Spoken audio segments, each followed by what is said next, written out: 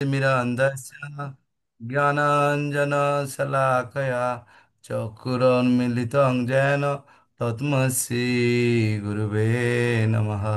श्रीचैतन्यमनःभीष्टं स्थापितं येन भूतले स्वयं रूपं कदा मर्जं ददाति स्वपन्दतिकं वन्देऽहं श्रीगुरु श्रीयुतपदकमलं श्रीगुरुन् वैष्णवाञ्च श्रीरूपं स अग्रजातं स अगगन रघुनाथान्वितं तं तं सजीवम् सधैतसवधूतं परिजनसहितं कृष्णचैतन्यदेवं श्रीराधाकृष्णपदान् सहगणललिता श्रीविशाखान्वितां च नमो विष्णुपदाय कृष्णप्रेष्ठाय भूतले श्रीमते भक्तिवेदान्त स्वामिनिति नामिने नमस्ते सारस्वते देवे गौरवाणी प्रचारिणे निर्विशेष शून्यवादी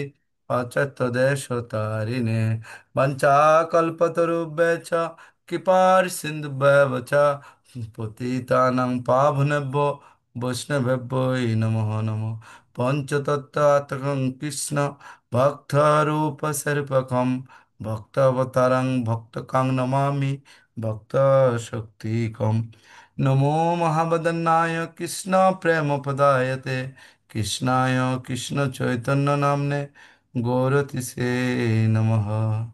हे कृष्ण करुणा सिंधु दीनबंधु जगतपते गोपेश गोपिका कांत राधा कांत नमस्तुते तप्त कांचन गौरांगी राधे बिंदवनेश्वरी विश्वभानुसुते देवी प्रणमामि हरिप्रिये बिंदाय तुलसी देव्याय प्याय केशवस्य च कृष्ण भक्ति प्रदे देवी सत्यवते नमो नमः। जय श्री कृष्ण चैतन्य प्रभु नित्यानंद श्री अद्वैत गदाधर शिवासादि श्री गौर भक्तवृंद हरे कृष्ण कृष्ण कृष्ण हरे हरे हरे राम राम राम हरे हरे। ओम नमो भगवते वासुदेवाय ओम नमो भगवते वासुदेवाय ओम नमो भगवते वासुदेवाय। हरि ओम तत्सत्। नारायणं नमस्कृतं नरं चैव नरोत्तमं देवीं सरस्वती व्यासं ततो जयमुदीरये। नष्टप्रायेषु अभद्रेषु नित्यं भागवतं सेवया भागवती उत्तमश्लोके भक्तिर्भवति नष्टकी मूकं करोति वाचालं पुङ्गुलङ्घयते गिरिं यत्कृपातमहं वन्दे श्रीगुरुदिनतारिणं श्रीचैतन्यैश्वरं परमानन्दमाधवं। हरि ओं तत्सत्। हरि ओं तत्सत्। হরি ওম তৎসৎ। তো আমরা কারেন্ট নাই দাদা দুপুরে বাবা। আর কয়দিন পরেই আমাদের পরমেশ্বর ভগবান শ্রীকৃষ্ণের জন্মতিথি। এটা অত্যন্ত গুরুত্বপূর্ণ। তো আমাদের আদিগুরু প্রকৃতপক্ষে আমাদের আদিগুরু হচ্ছে প্রকৃতপক্ষে মানে যদিও নিত্যানন্দ অবতার বা বলরাম, কিন্তু আমাদের প্রকৃতপক্ষে আমাদের আদিগুরু হলেন না কৃষ্ণ।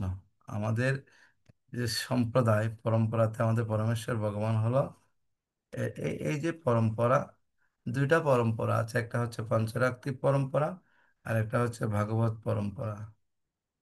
তো যা হোক, আমরা এত ডিটেলস যাব না, আমাদের মূল যে বিষয় সেটাতে আমরা দৃষ্টিপাত করব, চেষ্টা করব কিভাবে আমরা পরমেশ্বর ভগবান সম্পর্কে জানতে পারি। যেমন সমান আলোক সম্পন্ন বা অনেক দ্যুতি সম্পন্ন একটা দ্বীপ থেকে বা আলোক দ্বীপ থেকে অসংখ্য দ্বীপ যেরকম প্রজ্বলিত হলে প্রথমটি ঠিক তেমন যেরকম থাকে তেমনটি থেকে যায়, ঠিক তেমনিভাবে পরমেশ্বর ভগবান নিজেকে অনন্ত রূপে প্রকাশ করলেও তিনি সর্ব কারণের পরম কারণ রূপে বর্তমান থাকেন। না অনাদি অনন্ত রূপম আদ্যম পুরাণম পুরুষ ভগবান রাম নৃসিংহ, বরাহ তথা কুম আদি বিভিন্ন রূপে অংশ এবং সাংশ, এই দুইটা রূপে। আর একটা হচ্ছে বিভিন্ন অংশ। তো আমরা জীবটা হচ্ছে বিভিন্ন অংশ, অংশ হচ্ছে স্বয়ং ভগবানের অংশাবতার, আর সাংশ হচ্ছে, একটু সাউন্ডটা একটু কম আসছে। সাংস হচ্ছে ভগবানের প্রকৃত রূপটা।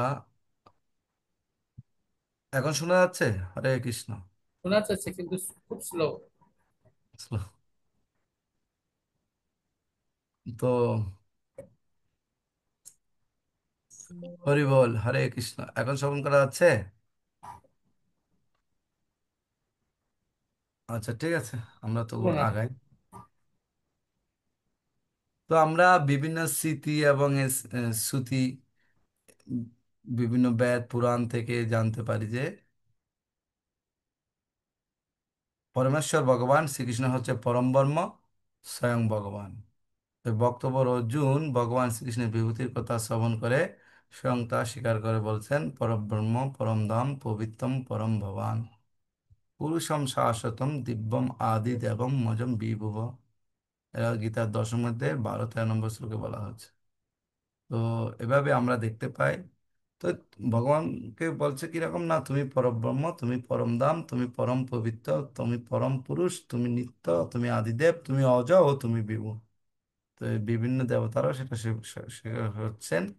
কেননা তুমি সর্বেশ্বর বজেন্দ্র কুমার, তোমার ইচ্ছায় বিশ্বের সৃজন সংহার, তবে ইচ্ছা মতে বর্মা করেন সৃজন, তবে ইচ্ছা মতে বিষ্ণু করেন পালন, তবে ইচ্ছা মতে শিব করেন সংহার, তবে ইচ্ছা মতে মায়া সিজে কারাগার। তো শ্রীকৃষ্ণের যে গুণাবলী আমরা দেখতে পাই, না আমরা জীব যারা বর্মা স্বয়ং 50টি গুণ নিয়ে জন্মগ্রহণ করেন, বা 50টি গুণ বর্মার মধ্যে আছে। আর আমরা বর্মার গৌণ সৃষ্টিকর্তা, বর্মা থেকে সৃষ্টি বলে আমাদেরও 50টা গুণ, তবে আমাদের কিঞ্চিত পরিমাণে থাকে, একটু একটু, তাও 50টা গুণ আমরা পুরোপুরি থাকে না, থাকলেও যে কোনো গুণ কিঞ্চিত পরিমাণে। আর 55টা গুণ দেখতে পাই আমরা শিবের মধ্যে, আর 60টি গুণ দেখতে পাই আমরা বিষ্ণুর মধ্যে।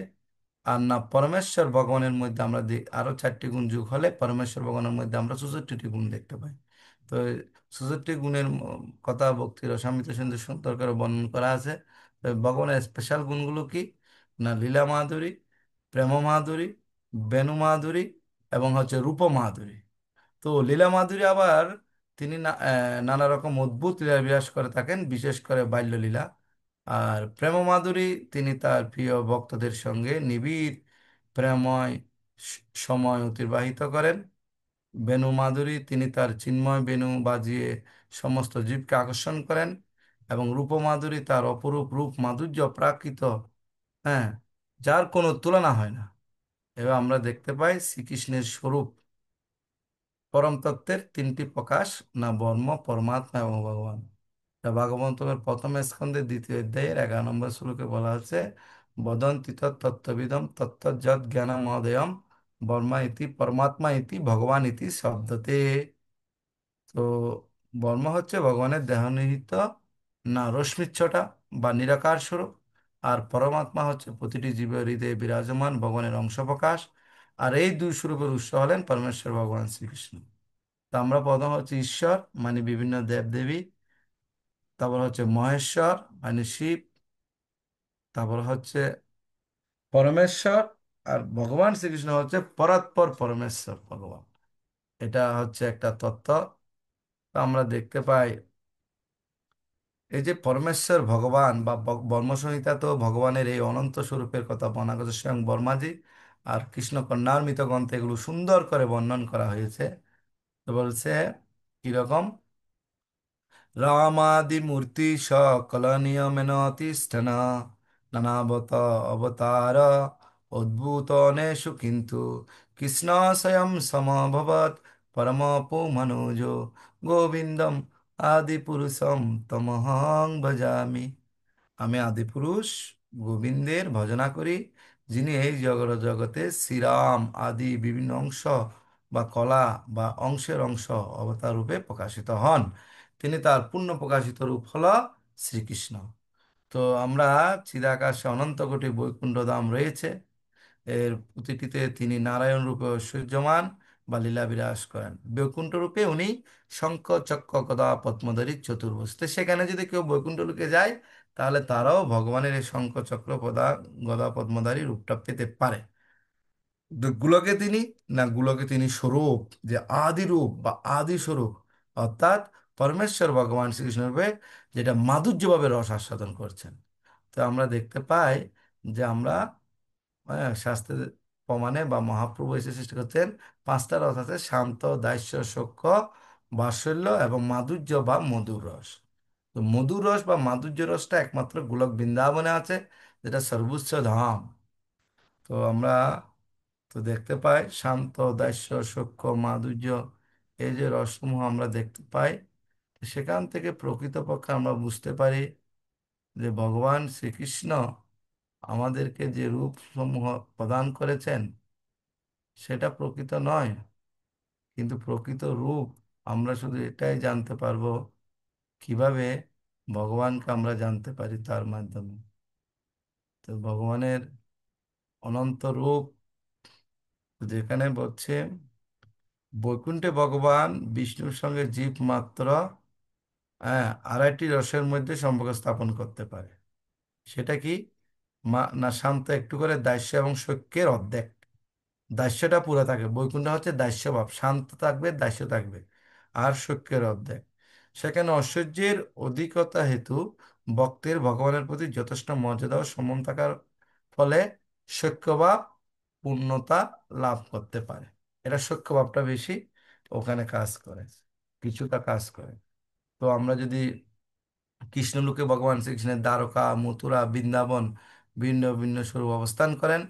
ভগবান দ্বারকায় হচ্ছে ঐশ্বর্য, মথুরায় হচ্ছে ঐশ্বর্য এবং মাধুর্য, আর বৃন্দাবনে শুদ্ধ মাধুর্য ভাবে তিনি তার ভক্তদের সঙ্গে সম্পর্কিত।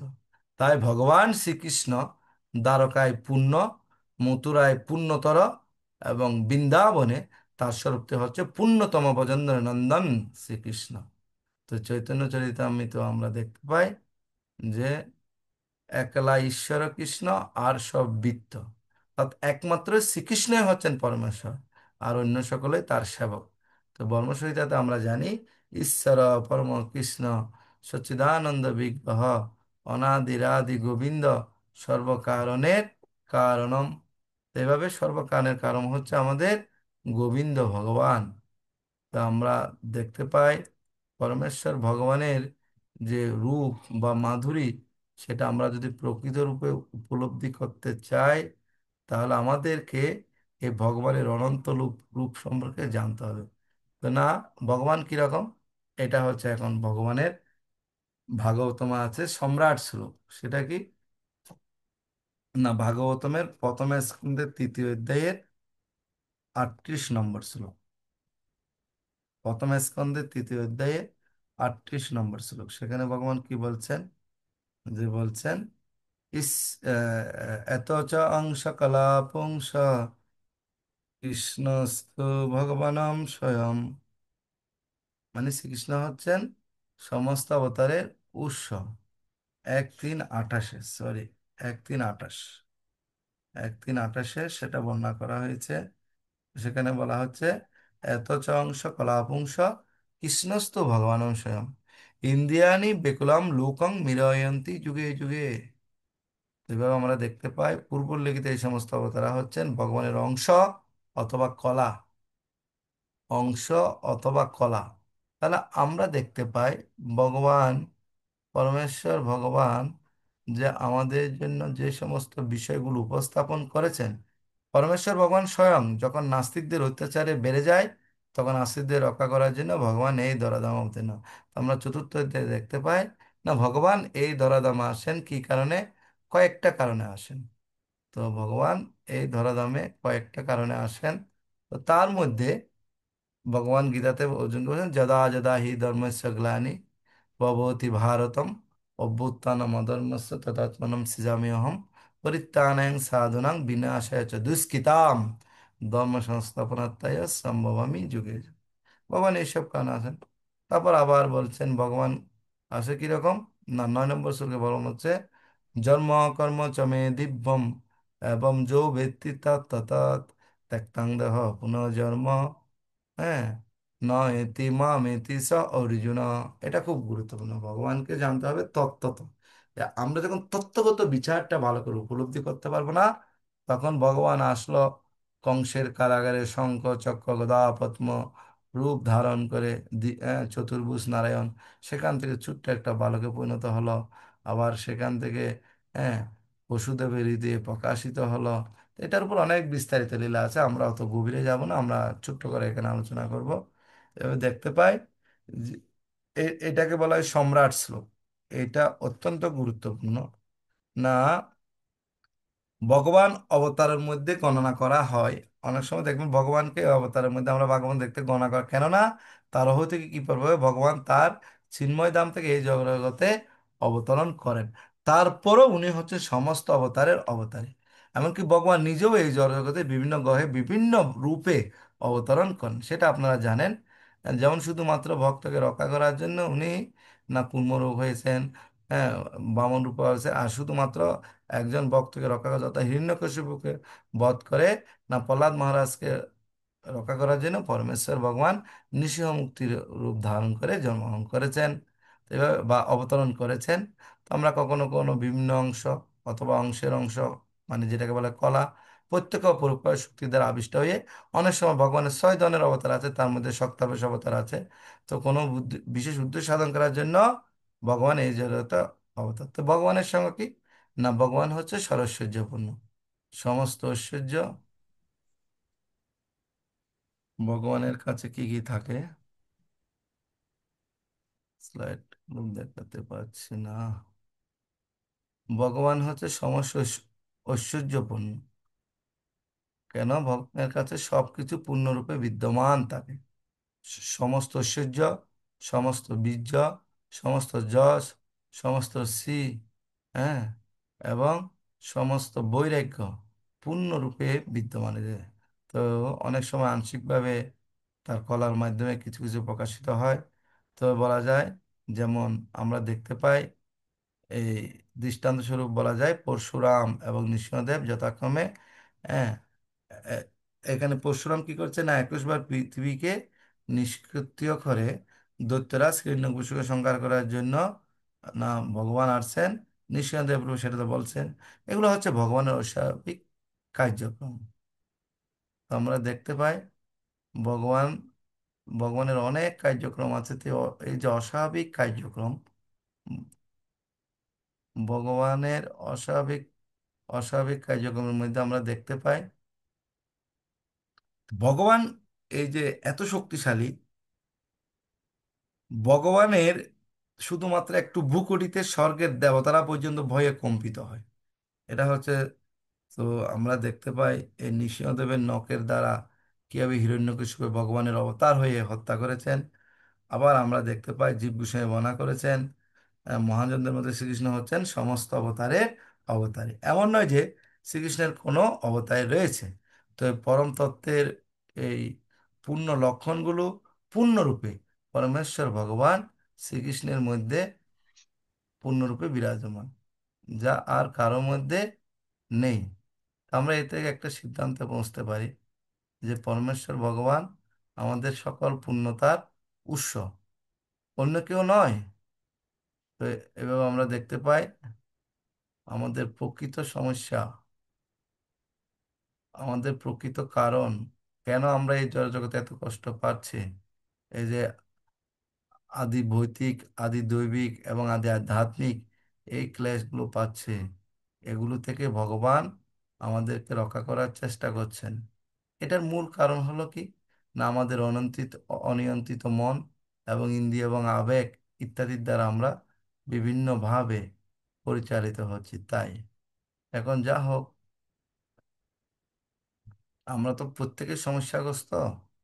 তো পরমেশ্বর ভগবান কি করেন, না আমরা গীতাতে সে কথা শুনছি, পরমেশ্বর ভগবান আমাদেরকে সে সুবিধা দান করার জন্য এই জড় জগতে অবতীর্ণ হন।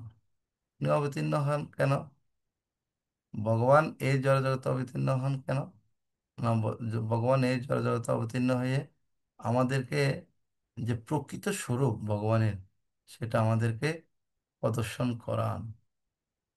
তো আমরা এভাবে দেখতে পাই যে প্রকৃত স্বরূপ আমরা ভগবানের জানতে পারি। কেননা প্রকৃতপক্ষে এই জড়জগতে এই পরমেশ্বর ভগবান শ্রীকৃষ্ণ হচ্ছে অদ্বিতীয়, মানে ঈশ্বর পরম কৃষ্ণ সচ্চিদানন্দ বিগ্রহ অনাদিরাদি গোবিন্দ সর্বকারণের কারণ। তো এইভাবে আমরা দেখতে পাই যশোদানন্দন শ্রীকৃষ্ণ যে সকল আরাধ্য, তাদের আরাধ্য ভগবান না ব্রজসত্তনয় তদ্ধাম বৃন্দাবন। এভাবে তো শিব পুরাণে শিব পার্বতীকে বলেছেন না কি, আরাধনাং সর্বেশাং বিষ্ণু আরাধনাং পরম। এবং আমরা দেখতে পাই সমস্ত আরাধনার মধ্যে এই পরমেশ্বর ভগবান শ্রীকৃষ্ণ বিষ্ণু আরাধনাই হচ্ছে পরম। ব্রহ্মসূত্রে তো সে কথা প্রতিপন্ন হয়েছে যে মহাবিষ্ণুর এক নিঃশ্বাসের লোমকূপ থেকে অনন্ত কোটি বিশ্বব্রহ্মাণ্ড সৃষ্টি হয় এবং আবার তার শরীরে প্রবেশ করে। এই মহান বিষ্ণু হচ্ছেন পরমেশ্বর ভগবান গোবিন্দের পরস্পর পরমেশ্বর ভগবান গোবিন্দের শ্রীকৃষ্ণের অংশ বা কলাবতার। দেখেন এই অংশ বা কলা অবতারের নিঃশ্বাস থেকে অনন্ত কোটি ব্রহ্মাণ্ডের লোমকূপে থেকে গম্ভীরবিন্দু থেকে এরকম বলা হচ্ছে যে অনন্ত কোটি ব্রহ্মাণ্ডের সৃষ্টি হয়, আবার অনন্ত কোটি ব্রহ্মাণ্ডের লয় হয়। যা হোক, তাহলে পরমেশ্বর ভগবানের কি অবস্থান তাহলে দেখতে পাচ্ছি অবশ্য। তো ঋগ্বেদেও সে কথা বলা হয়েছে যে শ্রীকৃষ্ণ হচ্ছে কিরকম, না শ্রীকৃষ্ণ হচ্ছেন সচ্চিদানন্দময়, সচ্চিত আনন্দময় বিগ্রহ। শ্রীকৃষ্ণ আদি পুরুষ, শ্রীকৃষ্ণই পুরুষোত্তম, শ্রীকৃষ্ণের সমস্ত কর্মের মূল, সর্বকার্যের উৎস, শ্রীকৃষ্ণই সকলের একমাত্র প্রভু। শ্রীকৃষ্ণ ব্রহ্মা বিষ্ণু শিব প্রমুখ দেবতাগণেরও প্রভু। কারণ আমরা দেখতে পাই যখন দেবতারা স্বর্গ থেকে বিতাড়িত হয় বিভিন্ন ভাবে ওষুধের দ্বারা, তখন তারা কি করেন, না ব্রহ্মা বিষ্ণু সহ সবাই গিয়ে শ্রীকৃষ্ণের আদি বা অনাদি ব্রহ্মাণ্ডের অন্তর ও বাইরে যত মঙ্গল বা কৃষ্ণ সেবক কৃতি ব্যক্তি বা শুদ্ধ ভক্তরা সে সমস্ত মঙ্গল শ্রীকৃষ্ণকে লাভ করে থাকেন, কেননা তখন তারা শ্রীকৃষ্ণের কাছে প্রার্থনা জানান। এভাবে আমরা দেখতে পাই কৃষ্ণের ভগবতত্ত্ব বা শ্রেষ্ঠত্ব উপলব্ধি করা। তো চৈতন্য চরিতামৃতে ছিল কৃষ্ণদাস কবিরাজ গোস্বামী বর্ণন করেছেন, স্বয়ং ভগবান কৃষ্ণ, কৃষ্ণ সর্বাশ্রয়, পরম ঈশ্বর কৃষ্ণ সর্বশাস্ত্রে কয়, কৃষ্ণ এক সর্বাশ্রয় কৃষ্ণ সর্বধাম, কৃষ্ণের শরীরে সর্ববিশ্বের বিশ্রাম। তো আমরা দেখতে পাই এই পরমেশ্বর ভগবান শ্রীকৃষ্ণ হচ্ছেন আমাদের যে পরম্পরা দ্বারা আগত জ্ঞানের পরম উৎস। অর্থাৎ ব্রহ্মা যিনি পূর্বকালে জগতে বৈদিক জ্ঞান প্রদান করেন, সেই জ্ঞান তিনি যার কাছ থেকে লাভ করেন বা প্রাপ্ত হন তিনিই হচ্ছেন পরমেশ্বর শ্রীকৃষ্ণ। তো আমরা দেখতে পাই ভাগবতের জ্ঞানটা আমরা এভাবে বলি যে পরমেশ্বর ভগবান শ্রীকৃষ্ণ থেকে সেই জ্ঞান প্রথম লাভ করেছিল না বর্মা, বর্মা থেকে সে জ্ঞান লাভ করেছিল সনকাদি ঋষিরা এবং নারদ মুনি। তো এই নারদ মুনি থেকে সেই জ্ঞান লাভ করেছিল ব্যাসদেব, ব্যাসদেব থেকে তার তদীয় পুত্র আহ ছিল সুখদেব গোস্বামী। এবং এইভাবে এরপর সুত গোস্বামী, এইভাবে আমরা ভাগবতটা পেয়ে থাকি বাণী। আর এই ভাগবতম হচ্ছে কিরকম, না এই ভাগবতম হচ্ছে আমাদের বেদান্ত সূত্রের চরম এবং পরম ব্যাখ্যা। এটা ব্যাসদেব ছিল, ব্যাসদেব একদম পরিপক্ক অবস্থায় এটা করেছেন। তো আমরা ভাগবতমের প্রথম শ্লোকটাতে দেখতে পাই ওম নমো ভগবতে বাসুদেবায়।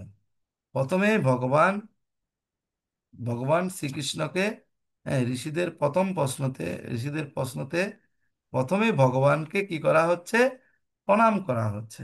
বাসুদেব তনয়, অর্থাৎ বসুদেব তো নয়, না বাসুদেব। তো কৃষ্ণের একটা নাম আছে, এটা হচ্ছে বাসুদেব কৃষ্ণ। কৃষ্ণকে বললে আমরা সাধারণত বাসুদেব কৃষ্ণ বলে চিনে থাকি। তো এবার আমরা দেখতে পাই এটা খুবই গুরুত্বপূর্ণ এই শ্লোকটা। এটা কেন, না বেদময় মূর্তি তুমি সাক্ষাৎ নারায়ণ, ক্ষম অপরাধ পূর্বে যা কইল নিন্দন। এটা অত্যন্ত গুরুত্বপূর্ণ। ওম নমো ভগবতে বাসুদেবায়। আর লাস্টে কি বলা হচ্ছে, না সত্যম পরম ধীমহি, যিনি পরম সত্যকে ধারণ করেন, আমি তার ধ্যান করি। ঋষিরা প্রথম প্রশ্ন করছে ব্যাসদেব, ওম, যখন ব্যাসদেব প্রথমে বলছে ওম নমো ভগবতে বাসুদেবায়, তারপর বলছেন, এরপর বলছে, জন্ম আদি অস্য যথ অন্বয়াত ইতরত ছ অর্থেষু অভিজ্ঞ স্বরাট তেনে বর্মা রিধা ইয়জ আদি কবয়ে মুহ্যন্তি যৎ শূরয় তেজ ভারি মৃদাং যথা বিনিময় যত্র তিসর্গ ও মিশা ধান্মা স্নেহ সদা নিরন্ত কুহকম সত্যম পরম ধীমহি। এই বাসুদেব তনে শ্রীকৃষ্ণ, যে সর্বব্যাপ্ত পরমেশ্বর ভগবান, আমি আপনাকে আমার সশ্রদ্ধ প্রণতি নিবেদন করি, আমি শ্রীকৃষ্ণের ধ্যান করি। কেননা তিনি হচ্ছেন প্রকাশিত ব্রহ্মাণ্ড সমূহের সৃষ্টি স্থিতি এবং প্রলয়ের পরম কারণ। তিনি প্রত্যক্ষ এবং পরোক্ষভাবে সবকিছু সম্বন্ধে অবগত, এবং তিনি সম্পূর্ণভাবে স্বাধীন। কেননা তার অতীত আর কোনো কারণ নেই। তিনি আদিকবি বর্মার হৃদয়ে সর্বপ্রথম এই বৈদিক জ্ঞান প্রদান করেছিলেন। তার দ্বারা মহান ঋষিরা এবং স্বর্গের দেবতারা মোহাচ্ছন্ন হয়ে পড়েন। ঠিক যেভাবে মোহাচ্ছন্ন হয়ে পড়লে আগুনে জল দর্শন হয় অথবা জলে মাটি দর্শন হয়, তারই প্রভাবে জড় প্রকৃতির তিনটি গুণের মাধ্যমে জড়জগৎ সাময়িকভাবে প্রকাশিত হয় এবং তা অলিক হলেও সত্যবৎ প্রতিভাত হয়। তা আমি সেই পরমেশ্বর ভগবান শ্রীকৃষ্ণের ধ্যান করি, যিনি জড়জগতের মোহ থেকে সম্পূর্ণভাবে মুক্ত, তার দামে নিত্যকাল বিরাজ করেন। আমি সত্যম পরম ধীমহি, আমি তার ধীমহি মানে ধ্যান করি, ধারণ করি, কেননা তিনি হচ্ছেন পরম সত্য। এটা অনেক বিশাল বড়, এটার উপর বলতে গেলে অনেক বলবো, আমরা সেদিকে যাব না। তো শ্রীকৃষ্ণ কখন এই ধরাধামে আসেন? না, গীতার যদা যদা হি ধর্মস্য গ্লানি ভবতি ভারতম অভ্যুত্থানম ধর্মস্য তদাত্মনম সৃজামি অহম পরিত্রাণায়ং সাধুনাং। আর এসে কি কাজ করেন? না, পরিত্রাণায়ং সাধুনাং বিনাশায় চ দুষ্কৃতাম ধর্ম সংস্থাপনার্থায় সম্ভবামি যুগে যুগে। তো ভগবান শ্রীকৃষ্ণ স্বয়ং প্রতি যুগে অবতীর্ণ হন না। কেননা ভগবান বলছে, হে ভারত, যখনই ধর্মের অধঃপতন হয়, অধর্মের অভ্যুত্থান হয়, তখন আমি নিজেকে প্রকাশ করে এই ধরাধাম অবতীর্ণ হয়। কিন্তু ভগবান শ্রীকৃষ্ণ স্বয়ং নিজে প্রতিযুগে অবতীর্ণ হন না। তার বিভিন্ন অবতার, যথা পুরুষ অবতার, এই 6 প্রকারের অবতার আপনারা ভালো করে শুনুন। এক হচ্ছে পুরুষ অবতার, এক হচ্ছে লীলা অবতার, তার হচ্ছে যুগ অবতার, তারপর হচ্ছে গুণ অবতার, তারপর হচ্ছে সত্যাবেশ অবতার, তারপর হচ্ছে মনন্তর। এই ভগবান এই 6 রূপে অবতীর্ণ হন। কিন্তু পরমেশ্বর ভগবান শ্রীকৃষ্ণ, যিনি বর্মার একদিনে একবার মাত্র অবতীর্ণ হন। তো আমরা জানি সত্য ত্রেতা দ্বাপর কলি, এই 4 যুগকে এক কথায় একটি দিব্য যুগ বলা হয় বা চতুর্যুগ বলা হয়। এই 71 চতুর্যুগে মানে 71 দিব্য যুগে এক মনন্তর হয়। আর এরকম 14 মনন্তরে বর্মার একদিন হয়। তখন ভগবান বর্মা এক এই বর্মার একদিনে পরমেশ্বর ভগবান শ্রীকৃষ্ণ একবার আসেন। তাহলে এক মনন্তর মানে হচ্ছে না 71 চতুর্যুগ। আর 14 মনন্তর হলে বর্মার একদিন হবে। তো 14 মনন্তর মানে 71 গুণন 14 চতুর্যুগ। এবার আমরা দেখতে পাই কলিযুগের আয়তন সাধারণ মানে আয়ুষ্কাল হলো 4,32,000 বছর। তাহলে এর ডবল হলে দ্বাপর যুগের আয়তন হচ্ছে 8,66,000 বছর। আর সেভাবে ত্রেতা যুগের বয়স হবে হুম 12,96,000 বছর। আর সত্য যুগের বয়স হবে 17,28,000 বছর। এটা আমরা যোগ করলে দেখতে পাবো না 43,20,000 বছর হচ্ছে এই এরকম সত্য তথা দাপর কলি মিলে একটা যে দিব্য যুগ হয় সেটা। তো আমরা দেখতে পাই না 71 চতুর্যুগ, অর্থাৎ এটাকে অনেকটা যদি আমরা বলি 43 লক্ষ মানে 432 ট্রিলিয়ন বছরে বর্মার একদিন হয়। এটা তো চৈতন্য চরিতামৃতে খুব সুন্দর বর্ণন করা হয়েছে। পূর্ণ ভগবান কৃষ্ণ বজেন্দ্র কুমার গোলকে বজের সহ নিত্য বিহার বর্মার একদিনে তিহ একবার অবতীর্ণ ও করেন প্রকট বিহার সত্যতে দাপর কলি 4 যুগ জানি সেই 4 যুগে দিব্য এক যুগ মানি 71 চতুর্যুগে এক মনন্তর চোদ্দ মনন্তরে বর্মার দিবস ভিতর বৈবস্বত নাম। এই যে মনন্তরটা, এটা হচ্ছে বৈবস্বত মনন্তর। বৈবস্বত নাম তার সপ্তম মনন্তর। 27 চতুর্যুগ গেলে তাহারে অন্তর। 27 চতুর্যুগের পর অষ্টবিংশ চতুর্যুগে দাপরের শেষে ব্রজের সহিত হয় কৃষ্ণের প্রকাশে। এটা যদি আপনারা বিস্তারিত জানতে চান, চৈতন্য চরিতামৃতের আদি লীলায় পঞ্চম অধ্যায়ে এ, আপনারা আদি লীলার চৈতন্য আদি লীলা সরি তৃতীয় অধ্যায়ে 5 থেকে 10 শ্লোক এবং পঞ্চম অধ্যায়েও ভালো করে জানলে আমরা এই চৈতন্য চরিতামৃত খুব বিস্তারিত আসলে সুন্দর কৃষ্ণের জন্মলীলা বর্ণনা করেছে। তো ভগবত এবং আমরা দেখতে পাই যে যদি এখন যদি আমরা হিসাব করি এবার আমাদের কত হবে, ধরেন ভগবান এই জগতে তাহলে এটা কততম জন্ম হবে এটা আমরা একটু হিসাব করে বলি। মানে ভগবান ঠিক খ্রিস্টপূর্ব 3101 সাল আগে এই জন্মগ্রহণ করছেন। আর এখন হচ্ছে 2025। তো 3101 সালের সাথে 2025 যোগ করেন, আবার এর সাথে এই খ্রিস্টাব্দ চলছে যেটা 25 সাল, তারপর এর সাথে তাহলে 3101 একজনে যোগ করেন তো।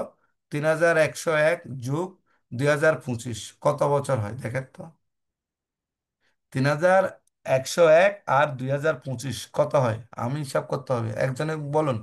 আমাদের সুবল কানাই পৌ নাই। হ্যাঁ, যা হোক, তারপর এর সাথে শ্রীকৃষ্ণের অন্তর্ধানের দিন কলির আবির্ভাব হয়। তাহলে শ্রীকৃষ্ণ যখন এই জড়জগতে চলে যায় তখন কলির আবির্ভাব হয়। আর শ্রীকৃষ্ণ এই ধরনের লীলা করছিল কত বছর, 125 বছর। তাহলে 3101 যোগ 2025 যোগ 101, এভাবে যদি আমরা যোগ করতে পারি তাহলে আমরা কৃষ্ণের অর্থাৎ তাহলে কত হবে, 5200 হুম কত 51। প্রভু কি হিসাব করছেন এটা? আমার মেমোরিতে নাই, আমি বলছি আপনি হিসাব করেন। আহ, অর্থাৎ খ্রিস্টপূর্ব সাল 3101 যুগ হচ্ছে 2025, 3101 2100। তো ভগবান শ্রীকৃষ্ণ যখন এই জগতে চলে যায় অর্থাৎ 125 বছর লীলা করছিল, দাপরের শেষ মানে অন্ত কলির শুরু, এর সাথে যুগ 125, টোটাল কত হয়,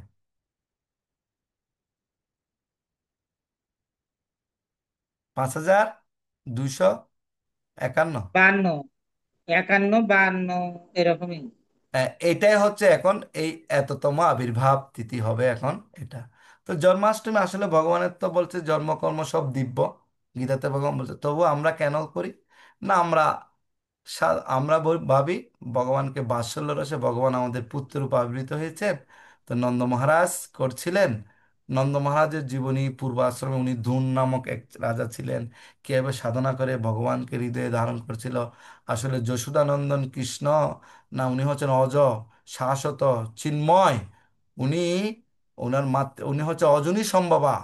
তো আমাদেরকে কৃপা করে উনি এসে তার এই যে স্পেশাল 4টা কোয়ালিটি বলছিলাম, লীলা মাধুরী, রূপ মাধুরী, গুণ মাধুরী, হ্যাঁ, এবং বেণু মাধুরী।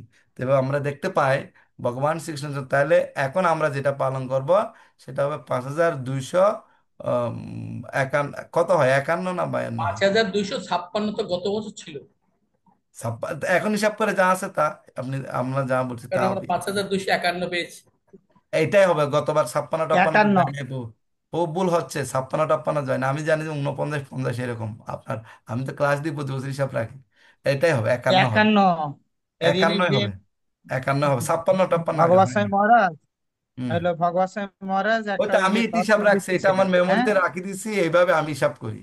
এখন 51 যত সাল চলবে তত সাল, এখন 2025 প্লাস 125, তারপর হচ্ছে কারণ পরমেশ্বর ভগবান 125 লীলা করছিল, 125 বছর, তারপর হচ্ছে আপনার 3101, এটা হচ্ছে মূল। ঠিক আছে, যা হোক, এটা হচ্ছে খ্রিস্ট, এভাবে আমরা কৃষ্ণের জন্মলীলাতে এখন প্রবেশ করব। আর 3101 আর এদিকে হলো 125। হা হা। আর এদিকে হলো 125 মোট আবার এই দুই এই দুই হাজার 51। পঁচিশ 2025 51, এটা 51 হচ্ছে। ঠিক আছে, ঠিক। পাঁচ ওই তো হাজার 51, 51। 5251তম আবির্ভাব তিথি আমরা পালন করবো এবার। এটা একদম কোনো সন্দেহ নেই সবার মধ্যে, ঠিক আছে। আচ্ছা, তো এখন হ্যাঁ, আমরা হ্যাঁ। আমরা এখন শ্রীকৃষ্ণের তাহলে এততম আবির্ভাব তিথি পালন করব। আসলে তো কৃষ্ণ হচ্ছে অজ, শাশ্বত, চিন্ময়। ভগবান হচ্ছে সচ্চিত আনন্দময়। আর আমরা হচ্ছে বদ্ধজীব। ভগবান হচ্ছে সবসময় তার যুগমায়া।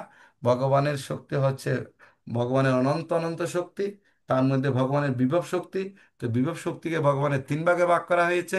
একটা হচ্ছে একটা হচ্ছে চিৎ শক্তি, একটা হচ্ছে অচিত শক্তি, আর একটা হচ্ছে জীব শক্তি। আবার চিৎ শক্তিকে তিন ভাগে ভাগ করা আছে: সম্বিদিনী, সম্বিত এবং হালাদিনী। এই হালাদিনী হচ্ছে এই যুগমায়া। ভগবান এই যুগমায়াকে অবলম্বন করে এই জড়জগতে অবতরণ করেন। আর অচিত শক্তি হচ্ছে খারাপ, যেটা হচ্ছে মা দুর্গা দেবী পরিচালিত করেন। আর আমরা জীব, তা আমরা তটস্থ শক্তিতে আছে। আমরা চেষ্টা করব না ভগবানের অন্তরঙ্গা শক্তি হালাদিনী, সম্বিত, সম্মিদিনী, এই তিনটা শক্তির আন্ধারে থেকে শ্রীমতী, এই তিনটা শক্তি একসাথে করলে শ্রীমতী রাধারানীর শক্তি প্রকাশ পায়। তাই এইভাবে যদি আমরা অন্তরঙ্গা শক্তিতে থাকতে পারি, এগুলাকে একসাথে বলে অন্তরঙ্গা শক্তি ভগবানের। এই দিব্য শক্তি যদি আমরা থাকতে পারি, তাহলে আমরা ভগবত প্রেম লাভ করতে পারবো। আর না হলে আমরা সর্বোচ্চ বৈকুণ্ঠ লোকে গেলেও সেখানে বলছে আড়াই প্রকারের প্রকাশ আছে। সেখানে আপনার না শান্ত, দাস্য, সূক্ষ্মটা অর্ধেক পরিমাণে আছে বৈকুণ্ঠে পর্যন্ত। কিন্তু আমরা যখন গোলক বৃন্দাবনে সর্বোচ্চ দামে যাব, তো ভগবান রাধারানী বলছে আমি যেখানে গোলক নাই, যেখানে যমুনা নাই, যেখানে হ্যাঁ তোমার গোবর্ধন নাই, যেখানে গাভী নাই, তেনু নাই, এখানে আমি কিভাবে যাই? ভগবান বলছে কোনো চিন্তা নাই, আমার দাম সদাম সহ স্বীয় অবতারী, নিজ অবতারণ করে সবকিছু নিয়ে আসেন। সাঙ্গ পাঙ্গ উপাঙ্গ যা লাগে, এটা লীলার অংশ। ঠিক আছে। আচ্ছা, এখন আমরা তো ভগবান কেন অবস্থিত হন? না ভগবতের দ্বিতীয় অধ্যায়ে বলা হয়েছে না তিনি নিজের ইচ্ছায় আবির্ভূত হন। যখন শ্রীকৃষ্ণের আবির্ভাবের সময় হয়, তখন কাল সর্বক্ষণ সমন্বিত হয়ে হ্যাঁ পরম সুন্দর হয়ে উঠলো। যেমন আমরা মহাপ্রভুর লীলাতে দেখা যায়, মহাপ্রভু যখন এই জড়তা আবির্ভূত হয় তখন তিনটা গ্রহণ হয়: একটা হচ্ছে নাম গ্রহণ, একটা হচ্ছে জন্মগ্রহণ, আর একটা হচ্ছে চন্দ্রগ্রহণ। ঠিক কি না? তো সেরকম এটা বিশাল। এটার উপর আপনারা যখন নবদ্বীপ পরিক্রমা করেছেন অনেকেই সেটা জানেন। সেখানে কিন্তু বসন্ত ঋতু একটা অনুভব করছে, হ্যাঁ বর্ষা ঋতু আরেকটু অনুভব করছে। ভগবান আবির্ভূত হলে কত মানে সকল দেব দেবতারা কিভাবে সে এত খুশি হয়। দেব দেবতারাও চায় ভগবানের জন্য এই মনুষ্য অথাতু বর্ম জিজ্ঞাসা আমাদের যে নিয়ম। তো পরমেশ্বর ভগবান শ্রীকৃষ্ণ রাতের গভীর অন্ধকারে কংসের কারাগারে যেভাবে আসছিল প্রথম, আমরা এটাই বলছি এখন, যেটা আমরা পালন করি। এখানে না সপ্তম গর্ভে, না মাতা রোহিণীর গর্ভে ভগবান বলরাম 7 মাস ছিল তখন, সরি, দেবকীর গর্ভে তখন ভ্রূণরূপে এই যে নন্দগার পাশে, হ্যাঁ বাসুদেবের আরেক স্ত্রী না রোহিণী মাতার গর্ভে বলরাম মানে মিস ক্যারেজ হয়ে ওখানে স্থানান্তরিত হয় ভ্রূণ আকারে সপ্তম গর্ভে। 6টাকে তো কংস হত্যা করছে, সেগুলোর বিস্তারিত বর্ণনা আছে, ওরা কারা, পরবর্তী জন্মে কি, এগুলো আমরা যাবো না। আমরা আজকে জন্মলীলার উপর একটু চেষ্টা করছি। আর এই যে একটা সম্রাট শ্লোকের উপর যে আমরা এটা চেষ্টা করছি, যেহেতু তো এখন তো এখন বাসুদেব দেখলেন যে না শিশুটি তো অত্যন্ত অদ্ভুত রূপ, উনি শঙ্খ চক্র পদাগত্ম। আসলে ভগবান কিন্তু ওদের গর্ভ থেকে আসে নাই। হৃদয়ে অনুভব করছে, কিন্তু ভগবান এখানে আবির্ভূত দেখবেন আপনার কংসে ভগবান আছে শঙ্খ চক্র গদা পদ্মধারী চতুর্ভুজ রূপ ধারণ করে আবির্ভূত হন। পূর্ণচন্দ্র যেখানে উদিত হয়, ঠিক যেখানে পরমেশ্বর ভগবান আবির্ভূত হলেন। কেউ প্রশ্ন করতে পারেন যে শ্রীকৃষ্ণের আবির্ভাব হয়েছিল অষ্টমী তিথিতে, তাহলে পূর্ণচন্দ্রের উদয় হলো কিভাবে? অষ্টমীতে কিভাবে আবার চন্দ্রের উদয় হয়, তাই না? অদ্ভুত লাগে না কথাটা? আসলে বলছে চৈতন্য চরিতামৃতে বলছেন, কৃষ্ণ সূর্য সম মায়া হয় অন্ধকার, যাহা কৃষ্ণ তাহা নাহি মায়ার অধিকার। কৃষ্ণ যখন আবির্ভূত হয় এখানে জগতের মায়া আর থাকতে পারে না। মায়া হচ্ছে শ্রীকৃষ্ণের আজ্ঞাবাহী দাস। আর ভগবান গীতায় বলছেন না মম মায়া দূরত্বে, দেবী এসা গুণমায়া মম মায়া দূরত্বে। আমার এই ত্রিগুণাত্মিক মায়াকে কেউ কখনো অতিক্রম করতে পারবে না, কিন্তু আমার চরণের শরণাগত হলে, প্রপত্তি স্বীকার করলে, তখন সে মায়া থেকে অতিক্রম করলেও করতে পারে, তাও যদি কৃষ্ণ কৃপা করে। তাই আমাদের কোন যোগ্যতা বিচারে কিছু নাই পাই, কেবল তোমারই করুণা সার। এই করুণা কার? গুরুদেবের করুণা। আর গুরুদেব কে? গুরুদেব হচ্ছে স্বয়ং ভগবানের প্রতিনিধি, স্বয়ং কৃষ্ণের প্রতিনিধি। তা আমরা ভগবানকে জানতে হলে আমাদের শ্রী গুরুদেবের মাধ্যমে জানতে হবে, সাধুগুরু বৈষ্ণবের মাধ্যমে জানতে হবে। এই কথাগুলো তো গ্রন্থে তা আছে, সব জায়গায় আছে। তবুও আমি বলছি হয়তো আপনাদের হৃদয়ে একটু যদি মনোযোগ দিয়ে শ্রবণ করে এটা আমিও শুনতে শুনতে এগুলো আমার মুখস্থ হয়েছে। আমার কি একদিনে এগুলো মুখস্থ হয়েছে? No, never. এবার আমরা দেখতে পাই যখন বসুদেব দেখলেন যে সে অদ্ভুত শিশুটি কিরকম, না শঙ্খ চক্র গদা পতঙ্গ, আবার সে ছোট্ট একটি শিশুতে পরিণত হলো। তখন মায়া, তার হাতে ছিল শঙ্খ চক্র গদা, তখন মায়া ভগবানের যোগমায়ার প্রভাবে বা মহামায়া সেখানে কাটছে। তখন পরীরা সবাই নির্দিত হয়ে গেল। তখন সেখান থেকে না কি করলো, তৎক্ষণাৎ দরজা এমনি এমনি খুলে গেল। অদ্ভুত ভাবে কারাগারের দরজা এমনি এমনি খুলে গেল, কারণ কৃষ্ণ সূর্য উদিত হলে সেখানে আর কিছু বন্ধন থাকতে, এই জগতের বন্ধন সেখানে থাকতে পারে না। আর সবকিছু হচ্ছে কৃষ্ণ, তাই শুদ্ধ ভক্তরা কিরকম, যাহা যাহা নেত্রে স্ফুরে, যাহা যাহা নেত্রে স্ফুরে তাহা তাহা কি কি, যাহা যাহা, শ্লোকটা তো ভুলে গেছি, চৈতন্য, যাহা যাহা নেত্রে পড়ে তাহা তাহা কৃষ্ণে স্ফুরে। ভগবানের সব শুদ্ধ ভক্তরা সব জায়গায় কৃষ্ণময় দেখে।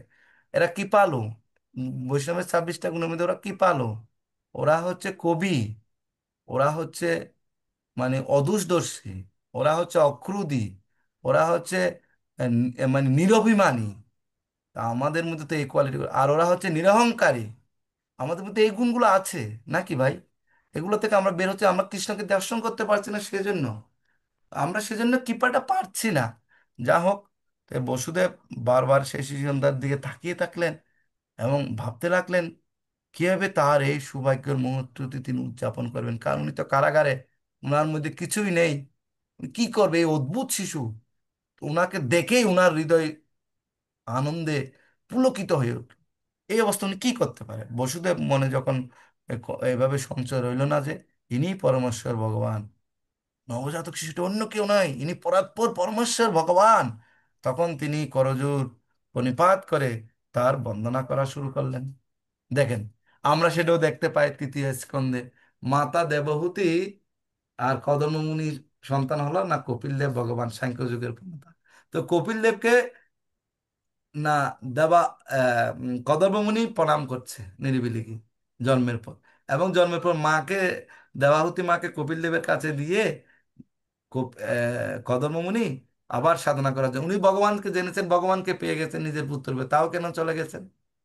এটা একটা প্রশ্ন। আর গৃহস্থদের জন্য আমি একটা খুব গুরুত্বপূর্ণ একটা, আমরা একটা, আমাদের আপনারা চিনে থাকবেন উদয় মুকুন্দ প্রভুর আন্ডারে আমরা একটা গৃহস্থদের জন্য একটা খুব অসাধারণ একটা কাজ হয়েছে, একটা স্লাইড হয়েছে। সেখানে গৃহস্থরা কীভাবে আমরা ভক্তি জীবন করবো, কীভাবে আমাদের ভক্তি জীবনকে আগিয়ে নিয়ে যাবো, সেটার জন্য স্লাইড আকার আছে। কোনো যদি সময় হয় আপনাদের এখানে, ওটার উপর আমরা গৃহস্থ সব গৃহস্থদেরকে নিমন্ত্রণ করতে, বড় করে সেমিনারের মতো একটু, এটা ঘন্টা 1.5 ঘন্টা লাগবে। সেটা আমরা স্লাইড আকারে সব তৈরি করা হয়েছে পাওয়ার পয়েন্টের মাধ্যমে, সেটা আমরা পরিবেশন করার চেষ্টা করবো যদি সুযোগ হয়, আপনাদের আশীর্বাদ হয়। গৃহস্থদের উপর আমাদের খুব, আমরা একটা প্রচেষ্টা রাখছি। যা হোক, আমরা এখানে সবাই গৃহস্থ, তো গৃহস্থের উপরও অনেক ব্যাখ্যা যাক। তো এভাবে কৃষ্ণের তো অনেক লীলা। তো বসুদেব চিন্ময় স্তরে অধিষ্ঠিত ছিলেন, ভগবান তখন হৃদয়ে প্রকাশিত হয়, ভগবান কার কাছে, যখন আমরা চিন্ময় স্তরে যাব। তো আমরা যখন ভগবান গীতাতে বলছেন না বর্মভূত প্রসন্নাত্মা ন শুচতি ন কাঙ্ক্ষতি, তা আমরা যখন সত্য রজ তমগুণের ঊর্ধ্বে গিয়ে বর্মুত স্তরে যেতে পারবো না, তখনও কখনো ভগবানকে উপলব্ধি করতে পারবো না। শুল্কনায় প্রভু, আমরা কি এখানে শেষ করে দিব না আর, আমরা সারা 8:30টায় শুরু করছি, এখন কি এখানে শেষ করব না আর কিছু বলবো? 9:30 পর্যন্ত। 9:30, আচ্ছা ঠিক আছে, আর 15 মিনিট বলবো। যা হোক, আমরা বলবেন প্রভু, কোনো ইয়ে নেই, আমি আমি বলতে থাকবো সারাদিন, হবে না তো আপনারা এটা আমাকে স্টপ করে দিবেন যে প্রভু এখানে রাখেন, তাতে আমি খুশি হব, ঠিক আছে? ওকে।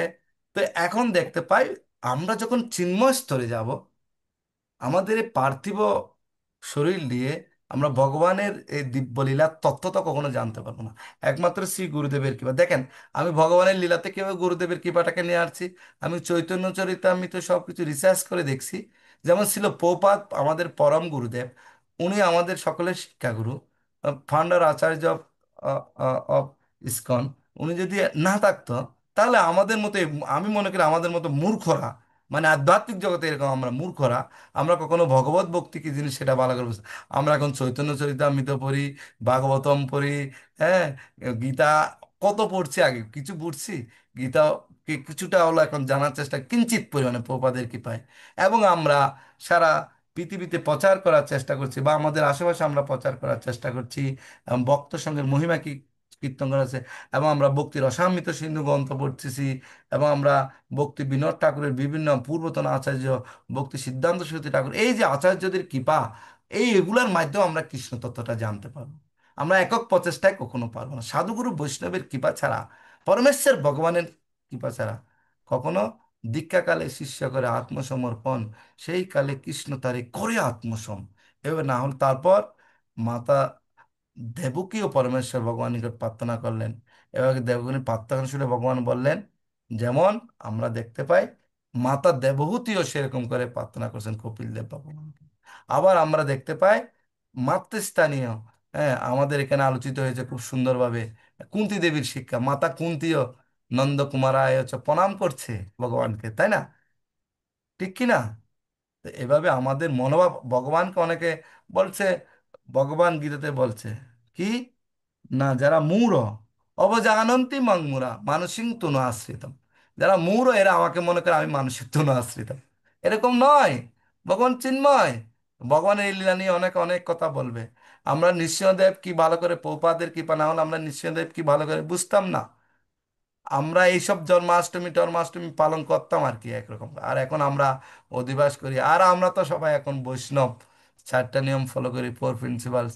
এবং আমরা এখন কত সুন্দর প্রচার করি, এই যে অভিষেক অভিষেক এগুলো, আগে কি এভাবে কি জানি, এখন অভিষেকের কত সুন্দর নিয়ম।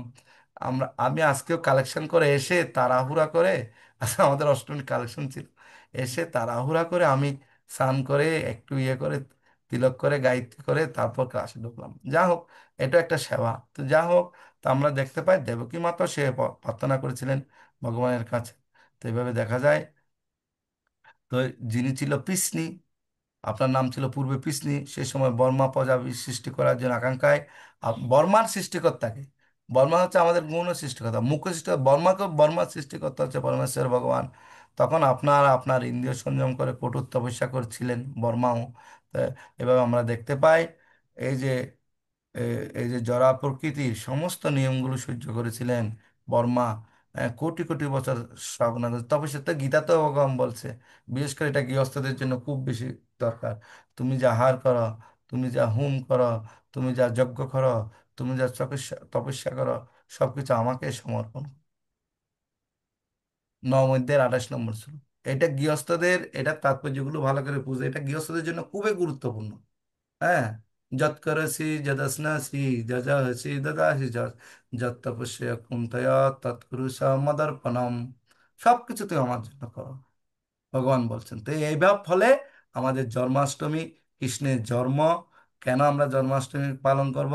তো শ্রীকৃষ্ণের এই যে বসুদেব, বসুদেব সূতিকাগার থেকে তার সন্তানটিকে কিভাবে গোকুলে নেওয়া যায়, প্রস্তুত হলেন, কেবল নন্দ এবং যশোদার একটি কন্যা হলো, আসলে নন্দ মহারাজেরও, ওটা হচ্ছে বাসুদেব কৃষ্ণ, আর ওটা হচ্ছে ব্রজেন্দ্র নন্দন কৃষ্ণ। তো এই যখন বাসুদেব কৃষ্ণ যায়, এই তত্ত্বটা আপনার বিভ্রান্ত হবে না, এটা আমি অনেক শুনছি শুনছি, এটা এটা কিন্তু অনেক সিরিয়াস তত্ত্ব। বাসুদেব, বাসুদেব কৃষ্ণ আর দেবকীর, দেবক কিন্তু সত্য হয়তো অনেকে যায় না, বৃন্দাবনের কৃষ্ণ কখনো তার ধাম ছেড়ে আসে না, যেখানে আসে তার ধামকেও নিয়ে আসেন। বৃন্দাবনের কৃষ্ণ বৃন্দাবন থেকে কোথাও যায় না।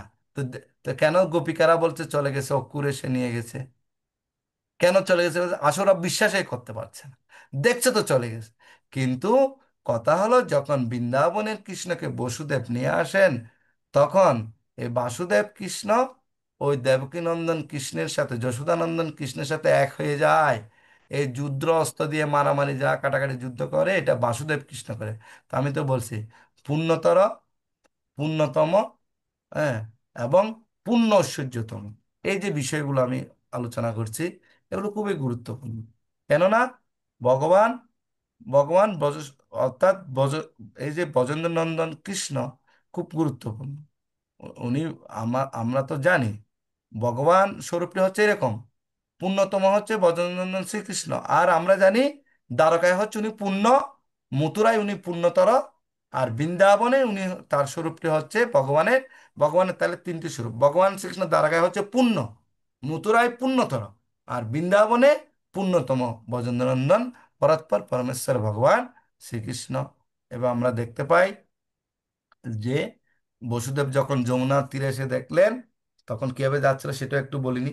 তাহলে যমুনার জল প্রচন্ড গর্জন করতে করতে প্রবাহিত হচ্ছে, তার বিশাল তরঙ্গ রাশি উদ্বেলিত হচ্ছে।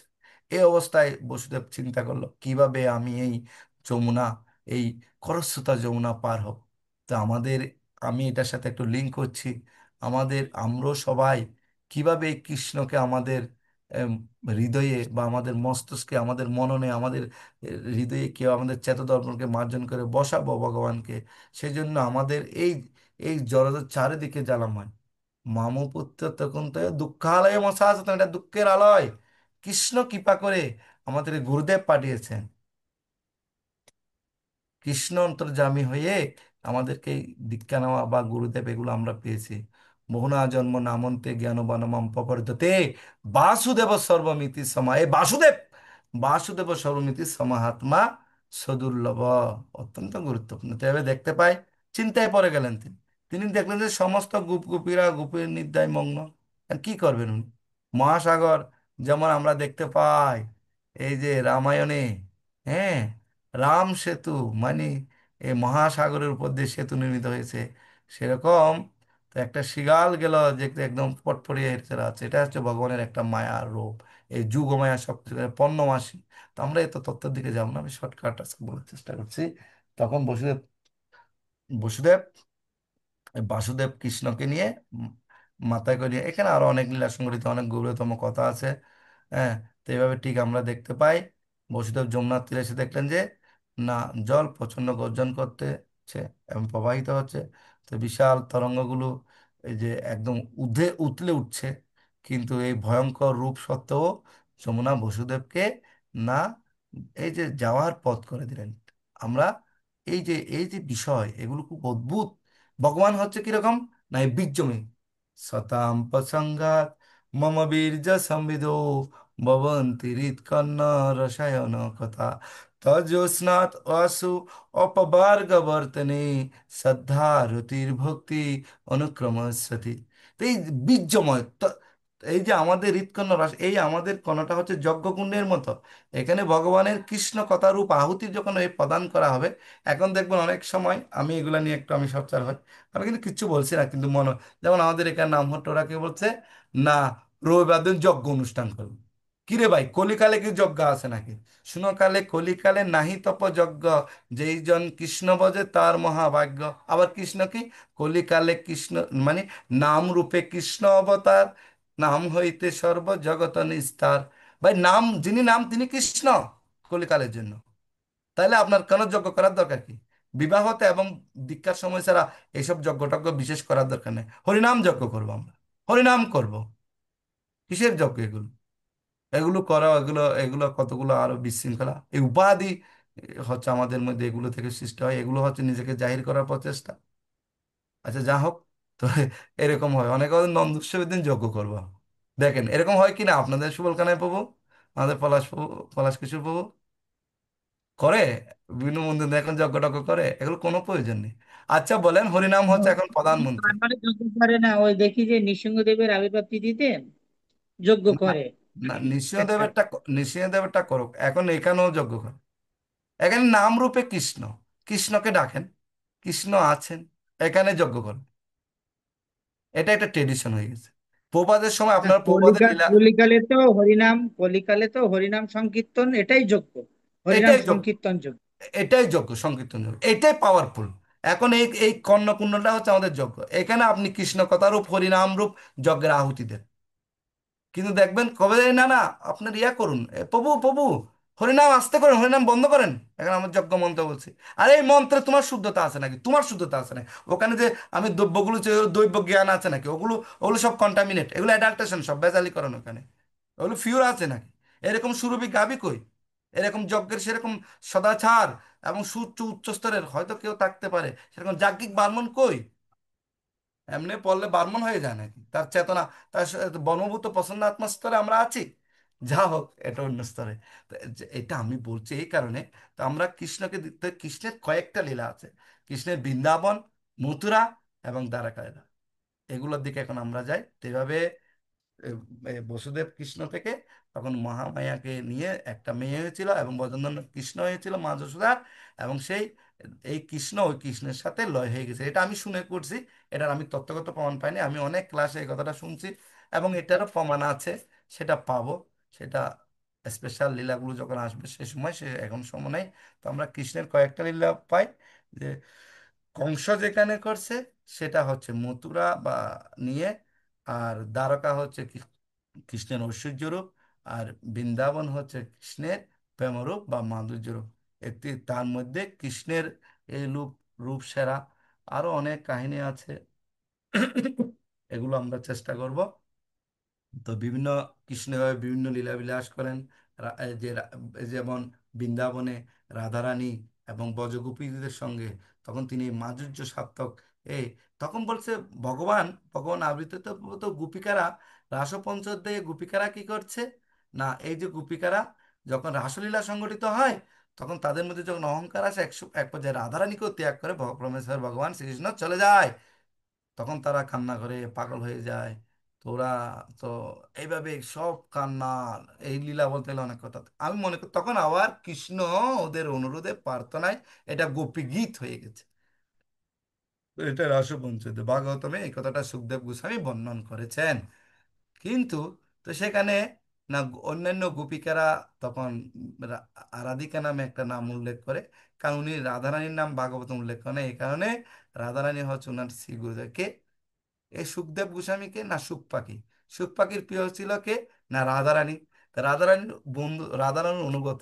তো উনি তাহলে রাধারানী রাধা নাম উচ্চারণ করলে উনি দিব্য প্রেমে মোহিত। তখন 7 দিন ধরে যে ভাগবতম শ্রবণ করা, এই যে তখন তো উনাকে যদি ভাগবতম শ্রবণ না করায় তাহলে পরীক্ষিত মহারাজকে উদ্ধার হবে।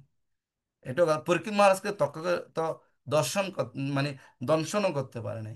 এর আগেই তো ওনার আত্মাটা, দিব্য আত্মাটা চলে গেছে। তো আপনার ভাগবতের মুখ, তো বলছে এই গীতার দেখবেন প্রপাত সব তাৎপর্যে, বিশেষ করে নরোত্তম দাস ঠাকুর এবং গীতার রেফারেন্স গুলাকে বেশি করে আনে। আমাদের গীতাটা একটু ভালো করে অনেক আমাদের উপলব্ধি হতে হবে। তো আমরা দেখতে পাই এইভাবে এই এই ব্রজলীলা সংগঠিত হয়।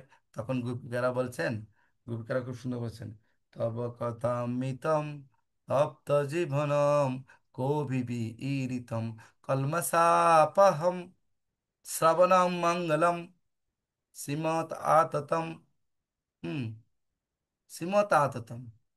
তারপর না বলছে ভুবি গিন্নন্তি যে ভুরিদা জনা, বলছে আমাদের এই তপ্ত জীবনকে ঠিক করতে পারে তোমার এই প্রেমময়ী কথা, আর এই তোমার বীর্যময়ী কথা, আর শুদ্ধ ভক্তরা তোমার কথা কীর্তন করতে, একটা গ্রন্থ ভাগবত একটা ব্যক্তি ভাগবত। এবং শুধু যে করে সেটা না, আমাদের যে কলমশ, আমাদের যে আগুন, এ সংসার দাবানলে বিষয়ীর বিষানলে দিবানিশি হিয়া চলে, এই যে আমাদের হিয়া জ্বলছে, আমরা আসলে শুদ্ধ ভক্তি করতে পারছি না। গুরুদেবরা কৃপা করছেন আমাদের, আমরা পাচ্ছি না। তো ভগবানের শুদ্ধ ভক্তরা শাস্তি সারূপ্য, সালুক্য, এবং সামীপ্য, এই ধরনের মুক্তিও কামনা করতে চায় না ভগবানের ভক্তরা। না এই এই ভগবানের সাথে নিত্য সহচরী রূপে, তখন তো বলছে বুড়িদা যে জানা, সর্বশ্রেষ্ঠ দাতা, যে তোমার কথা, তোমার এই বীর্যময়ী কথা অন্যকে শ্রবণ করান বা অন্যকে বলান, শ্রবণ কীর্তন। এই যে নবদা ভক্তি শ্রবণং কীর্তনং বিষ্ণু হেস্মানং পাদ সেবনম অর্চনম বন্দনম দায়িত্ব সক্য আত্মনিবেদন, এই যে শতাম প্রসঙ্গা, এই যে এই যে কথা আর ভগবানের কথাগুলো যখন সাধুদের থেকে কীর্তিত হয়, বলছে ভগবানের এই পদপল্লবটা কিরকম, ভগবানের ভাগবতের দশম স্কন্ধে আমরা দেখতে পাই। দশম স্কন্ধের 14 অধ্যায়ের 11 অধ্যায়ের 14 নম্বর শ্লোক, হ্যাঁ মেবি, যা হোক। তো এই শ্লোকে বলা 10, 10.11, 14.11 বা 14, যা হোক 14.11, আচ্ছা ঠিক আছে, 10.14.11। তো সেখানে বলা হচ্ছে যে যারা এই ভগবানের পদ পল্লব, অর্থাৎ ভগবানের কোমল চরণে যারা আশ্রয় গ্রহণ করেছেন, যারা মুকুন্দ বা হরে কৃষ্ণ পরমেশ্বর ভগবানের তখন তাদের কাছে এই জড়জগৎটা একটা গো স্পদ যেরকম করলে যেরকম গর্তে জল হয়, সেরকম সে ভবনদী পার হয়ে যাবে। তো অনেকে ভুল করে, অনেকে বৃন্দাবন এবং বৈকুণ্ঠ এগুলোকে, গোলক বৃন্দাবন এবং বৈকুণ্ঠ, তো গোলক বৃন্দাবনের দুইটা প্রকোষ্ঠ, একটা হচ্ছে এই আপনার এই গোলক বৃন্দাবনের দুইটা প্রকোষ্ঠ, একটা হচ্ছে আপনার এই বৃন্দাবন, আর একটা হচ্ছে নবদ্বীপ। তো নবদ্বীপ প্রকোষ্ঠ একদিকে, বৃন্দাবন প্রকোষ্ঠ একদিকে। কিন্তু নবদ্বীপে যারা যাবে তারা মহাপ্রভুর কৃপা, এটা হচ্ছে কোনো অপরাধ নেই, এটা ভগবানের একদম কৃপার ধাম। তো সেখানে গেলে আমরা বৃন্দাবনেও যেতে পারবো, মহাপ্রভুর সাথেও থাকতে হবে। মহাপ্রভু গোলকের প্রেমদন, কৃষ্ণকে নিয়ে আসছেন, কৃষ্ণ যা কিছু বলছেন সেটাকে বাস্তবে প্রতিফলন করার জন্য, উনি তো উপদেশ দিয়ে চলে গেছেন, মুখে বলে চলে গেছেন, সেটাকে বাস্তব প্রতিফলন করার জন্য মহাপ্রভু পরম করুণার কারণিক রূপ প্রদর্শন করে, ভক্তরূপ পরিগ্রহণ করে না আমাদের মাঝে এসেছেন। তো এটা আমাদের অনেক সৌভাগ্য। আমরা এভাবে ভগবানের, এরপর ভগবানের দ্বারকা লীলা আছে। তারপর দ্বারকা লীলা করে এখানে ওষুধদের সংহার করে। তারপর মথুরা লীলা তো, হ্যাঁ, এই যে মুষ্টিক এবং চামুর এদের সাথে আসছে, যুদ্ধ করছে, ভগবান খুব আনন্দ নিচ্ছে। হ্যাঁ, তো সবাই ভয় পাচ্ছে। সেখানে নন্দ বাবারও গেছিল, তো অনেক লীলা, ভগবান অনেক অনেক লীলা। তো তার মধ্যে ভগবানের এই গোকুলের লীলাও অনেক মাহাত্ম্যপূর্ণ। এর মধ্যে বৃন্দাবন লীলা অনেক মহত্বপূর্ণ। বৃন্দাবন লীলার সাথে তার সখাদের লীলাগুলো আরো মাহাত্ম্যপূর্ণ। এবং শ্রীমতী রাধারানী সহ গোপিকাদের সাথে ভগবানের রাসলীলা সবচেয়ে তাৎপর্যপূর্ণ। তার এই কলিকালে স্বয়ং ভগবান আসেন কোথায়? না, ভগবান বলছে কোথায় আমি থাকি? আমি যুগদের হৃদয়ে নহম তিষ্ঠামি যুগনাম হৃদয়ে, নহম তিষ্ঠামি, হ্যাঁ, নহম তিষ্ঠামি যুগনাম হৃদয়ে, নহম তিষ্ঠামি বৈকুণ্ঠে, আমি বৈকুণ্ঠও থাকি না। কিন্তু বৃন্দাবনের কথা বলা হয় না। মদ্গত ভক্ত যত্র গায়ন্তী তত্ত্ব উপস্থিত হে নারদ, সেখানে নারদকে বলছেন। নারদ পঞ্চরত্ন শাস্ত্র বলছেন। তো আমরা ভগবানের এই দিব্য জন্ম, দিব্য লীলা, এবং আমি তখন এই লীলাগুলোর এগুলোর বিস্তারিত বর্ণনা, এবার কৃষ্ণের বৃন্দাবন মথুরা এবং দ্বারকা লীলা, এই কুরুক্ষেত্র যুদ্ধ হয়েছিল কিভাবে এ, এ, ধর্ম সংস্থাপন করার জন্য, এবং পরবর্তীতে পরমেশ্বর ভগবান, হ্যাঁ, এই ধরাধামে কিভাবে থাকছিল, শ্রীকৃষ্ণের কিভাবে অন্তর্ধান, কিভাবে যদুবংশ ধ্বংস হলো।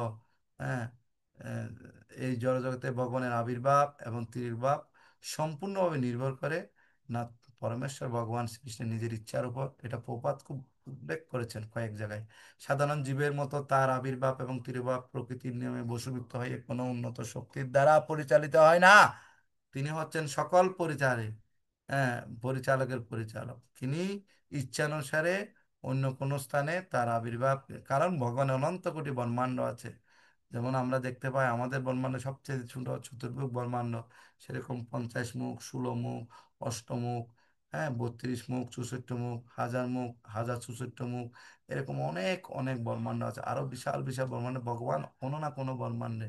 তো এভাবে তো মহাপ্রভু এই কলিকালে একেও আবির্ভূত হন না, বলছে আমি 4 জায়গায় আবির্ভূত হচ্ছি। আমি হচ্ছে নিত্যানন্দ মানে শিবা সঙ্গনে, সচির রন্ধনে, নিত্যানন্দের নর্তনে, রাঘব ভবনে এই মহাপ্রভু এখন আবির্ভূত হন। ঠিক সেভাবে যদি আমরা সে স্তরে যাই, তো পরমেশ্বর ভগবান শ্রীকৃষ্ণ আমাদের এখানে এসে আমাদের জড়জগতের যে যে অজ্ঞানতা, যে কালিমা বা জড়জগতে বা ধর্মকে সংস্থাপন করার জন্য, আর সাধুদের রক্ষা করার জন্য, আর অন্তরঙ্গ লীলাবিলাস, যেটা ভগবানের 4টা কোয়ালিটি, সেটা করার জন্য বেণু মাধুরী, রূপ মাধুরী, গুণ মাধুরী এবং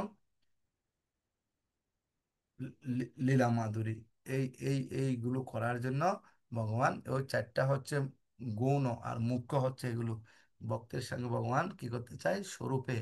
তো এইভাবে এটা জ্ঞানীরা জেনে উনি হচ্ছেন সকল অবতার, তিনি কেমন এই লীলা বিস্তারের জন্য এই জগতে আবির্ভূত এবং অন্তর্হিত হন। তো এবং এই পরম পুরাণ পুরাণ পুরুষ ভগবান শ্রীকৃষ্ণ এই ধরাধামে 125 বছর অবস্থান করেন, এবং এভাবে তিনি তার স্বধামে প্রত্যাবর্তন করেন। তো এইভাবে বিশ্বনাথ চক্রবর্তী ঠাকুর বলছেন, মাঘশ্রী ত্রেষু ত্রেষু ত্রৎ অন্তদানম কুপি প্রবেশম, মাঘ মাসের পূর্ণিমা তিথিতে কৃষ্ণ এই জগৎ থেকে অন্তরিত হয়ে সদামে প্রত্যাবর্তন করেছেন। আর জন্মগ্রহণ করেন কোথায়? এই জন্মগ্রহণ করছেন এই অষ্টমী তিথিতে। এটা হচ্ছে কি বলা হয়, শ্রাবণী পূর্ণিমার অষ্টমী তিথি নাকি যোগিকা পূর্ণিমা কোথায়, যদি অষ্টমী তিথিতে পূর্ণ হয়। এটা অনেক গুরুত্বপূর্ণ। এটা ভাদ্র মাস চলে আসে, যা হোক, এইভাবে আমরা পরমেশ্বর ভগবান শ্রীকৃষ্ণের 5251তম আবির্ভাব তিথি সকলে পালন করব। সকলে ভালো থাকুন, সকলের জয় হোক। আমার অপরাধ ক্ষমা করবেন, আমি কি বলছি জানি না। হরে কৃষ্ণ। আমি আসলে তেমন প্রস্তুতি নিই নাই, সারাদিন কালেকশনে দৌড়াদৌড়ি, আবার ক্লাস সকাল বিকাল ম্যানেজ করে